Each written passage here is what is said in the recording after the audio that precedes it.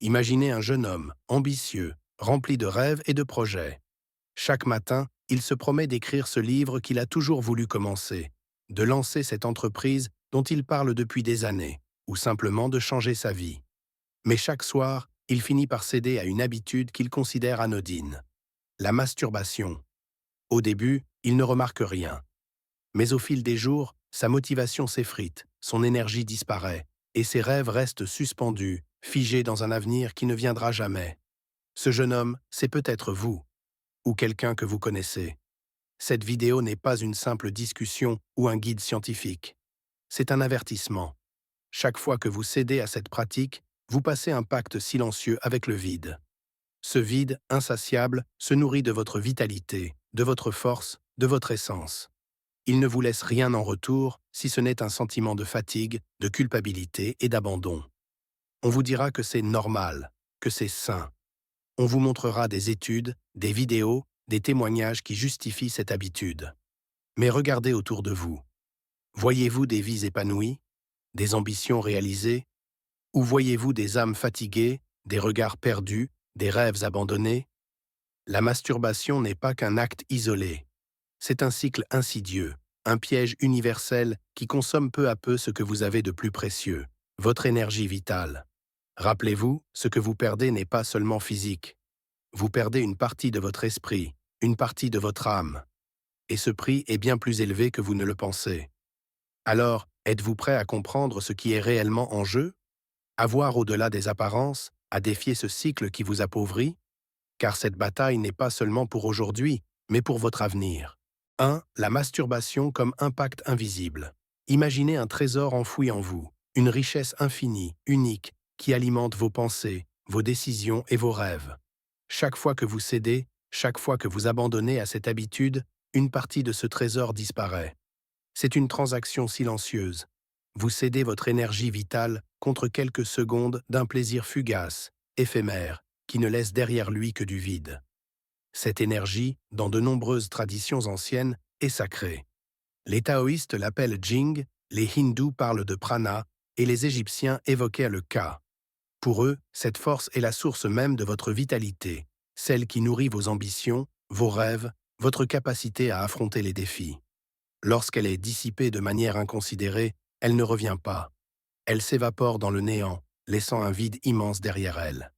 Et ce vide appelle quelque chose d'autre, l'épuisement, le doute, la faiblesse. Voici quelques conséquences visibles de cette déperdition.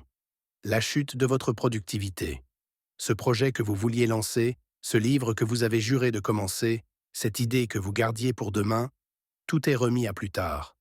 Vous perdez votre feu intérieur. À chaque fois que vous cédez, vous délabrez l'énergie nécessaire pour agir. Vous devenez un spectateur de votre propre vie. Pensez à un feu qui s'éteint faute de bois. Chaque fois que vous cédez, vous retirez une bûche de ce feu. Bientôt, il ne reste que des cendres. Sans énergie, vos ambitions ne sont que des souvenirs lointains. Votre esprit s'embrouille. Cette clarté mentale, cette vivacité qui vous rend unique, s'éteint peu à peu. Vous avez des idées, mais elles restent floues. Vous voulez avancer, mais vous ne savez plus dans quelle direction. Et tout cela, vous le ressentez au plus profond de vous, sans pouvoir l'expliquer. Votre ambition s'éteint. Au lieu de rêver grand, vous entreprendrez à rêver petit, ou pire, à ne plus rêver du tout. Vous perdez cette volonté de conquérir, de bâtir, de créer. Votre énergie, celle qui devait alimenter vos grandes idées, est partie dans le néant. Dans le taoïsme, l'énergie sexuelle est une ressource précieuse, comparable à une rivière qui irrigue tout votre être. Lorsque vous la gaspillez, cette rivière s'assoit. Les terres qu'elle nourrissait deviennent stériles, et avec elles, vos rêves, votre productivité et même votre volonté. Les textes anciens nous mettons en garde. La Bhagavad Gita parle de l'importance de maîtriser ses sens. L'homme qui contrôle ses désirs et ses pensées atteint la paix et l'harmonie. Celui qui cède devient son propre ennemi. Les enseignements soufis considèrent l'énergie sexuelle comme un don divin. En la gaspillant, vous ouvrez la porte à des influences extérieures qui consomment votre lumière intérieure. Cette pratique n'est pas seulement une fuite d'énergie physique. Elle crée un cycle de pauvreté spirituelle et matérielle. Ce vide que vous laissez derrière vous affecte toutes les sphères de votre vie. Vous perdez votre capacité à attirer des opportunités. Vous devenez plus sensible aux distractions. Vous entrez dans un cercle de procrastination où vos actions ne sont plus alignées avec vos rêves. Imaginez que chaque fois que vous cédez, vous signez un contrat invisible. Ce contrat vous vole une partie de votre vie, de vos rêves, de vos objectifs. Chaque fois que vous ressentez l'impulsion monter, posez-vous cette question. Suis-je prêt à abandonner un autre morceau de moi-même? Beaucoup diront, tout le monde le fait. Oui, c'est vrai. Mais tout le monde réussit-il? Tout le monde est-il épanoui? La normalité est-elle toujours un gage de bien-être? Regardez autour de vous. Combien de vies sont remplies de fatigue, d'échecs accumulés, de rêves brisés? On vous dira aussi, ça réduit le stress. Mais regardez-vous après. Êtes-vous plus détendu ou simplement plus vide? C'est sain. Mais la santé mentale et spirituelle peut-elle vraiment s'épanouir dans un cycle de culpabilité et d'abandon? La masturbation n'est pas anodine. Elle n'est pas simplement un acte physique. Elle est une transaction invisible où vous échangez votre énergie vitale contre une satisfaction temporaire. Mais ce que vous perdez est bien plus précieux que ce que vous gagnez. Votre énergie, vos rêves, votre connexion à vous-même. Alors posez-vous cette question. Êtes-vous prêt à payer ce prix? 2. Le cycle interminable.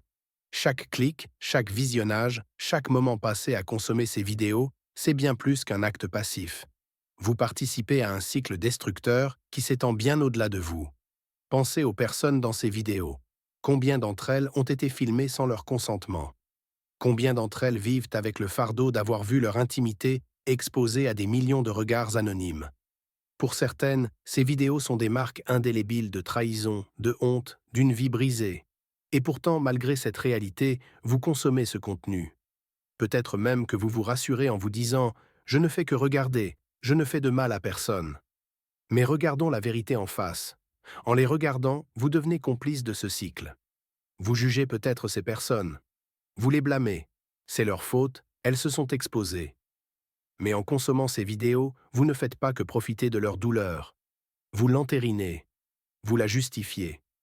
Vous en devenez un acteur silencieux. Dans l'univers, tout est équilibre. Chaque action que vous entreprenez, chaque énergie que vous libérez ou consommez, finit par revenir.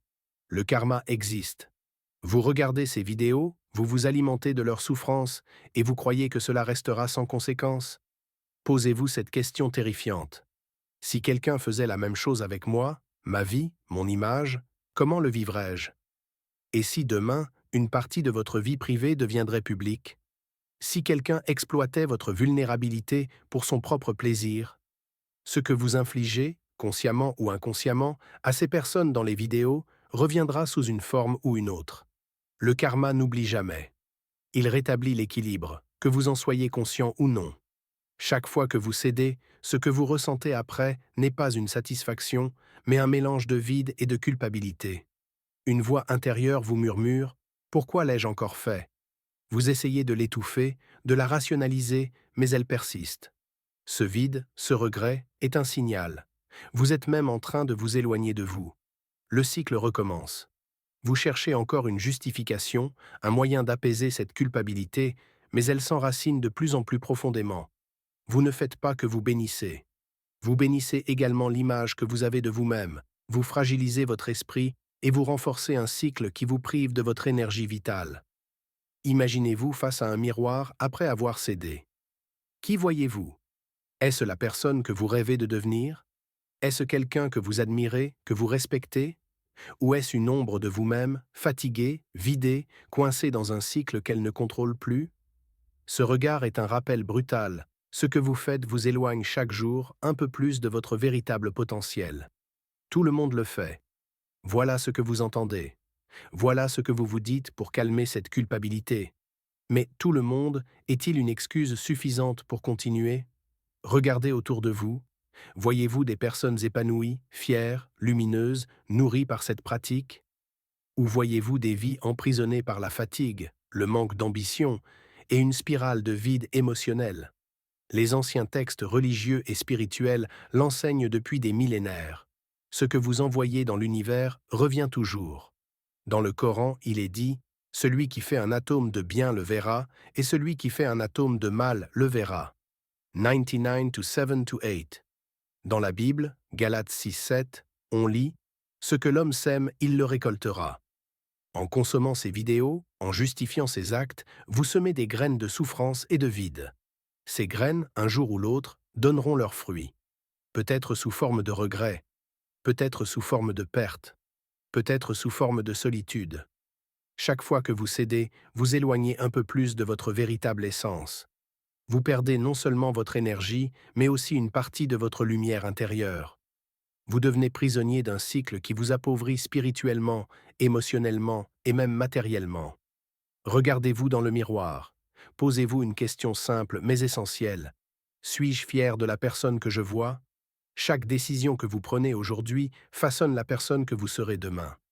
Si vous continuez sur ce chemin, êtes-vous prêt à affronter ce que le karma vous renverra? Êtes-vous prêt à accepter le prix de vos actions, non seulement sur vous, mais sur les autres? Le choix vous appartient. Mais souvenez-vous, ce que vous faites dans l'ombre finit toujours par apparaître dans la lumière. Agissez en conséquence. 3. Comment briser le cercle? Briser le cercle de la masturbation, ce n'est pas seulement arrêter une habitude. C'est entamer une guerre intérieure, un combat contre vos pulsions, vos faiblesses et votre esprit. Cela exige une volonté de faire, une capacité à affronter vos démons et une vision claire de qui vous voulez devenir. Nous verrons plusieurs méthodes pour briser ce cycle. La méthode sombre mais efficace, la visualisation du pacte. Imaginez à chaque fois que vous cédez que vous signez un contrat invisible. Ce contrat stipule clairement ce que vous échangez. Encre du contrat, votre énergie vitale. Prix payé, une partie de vos rêves, de votre ambition, de votre capacité à créer. Posez-vous cette question terrifiante lorsque l'envie monte. Suis-je prêt à abandonner une autre partie de moi-même? Suis-je prêt à céder mon potentiel, à perdre ce qui pourrait faire de moi quelqu'un de grand?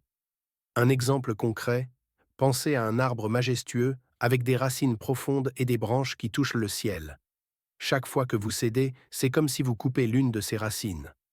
Peut-être que vous ne verrez pas immédiatement l'arbre flétrir, mais avec le temps, il s'effondrera. La question est, jusqu'où êtes-vous prêt à aller avant qu'il ne soit trop tard? Rediriger l'énergie, transformer la tentation en force. Premier, l'effort physique, une arme contre l'envie. Quand vous ressentez l'impulsion monter, utilisez votre corps d'une manière différente.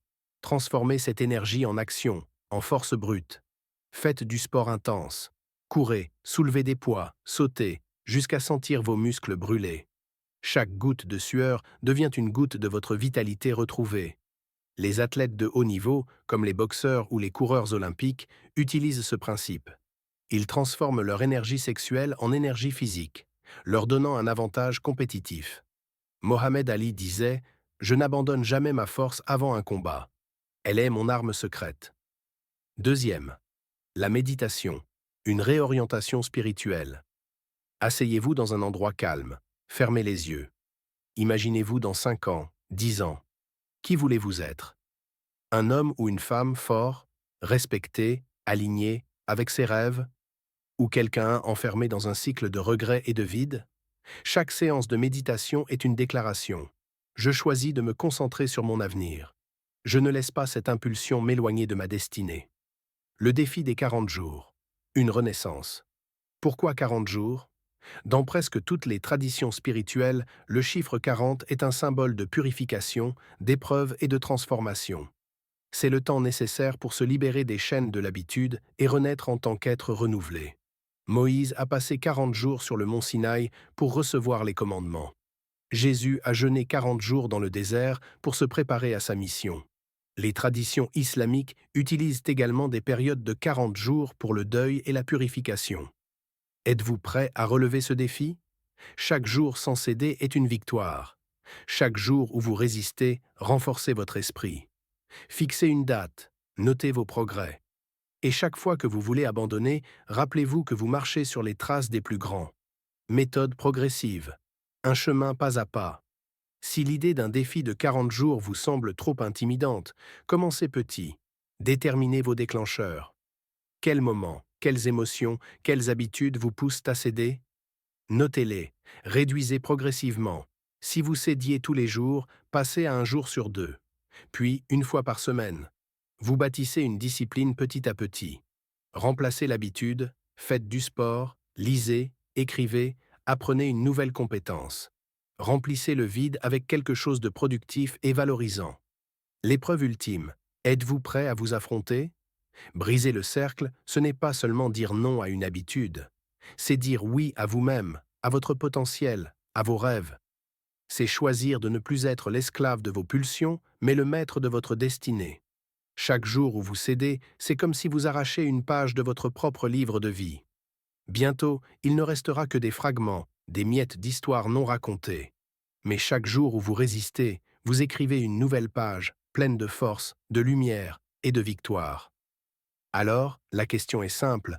Êtes-vous prêt à écrire votre histoire, ou laisserez-vous cette habitude l'écrire pour vous?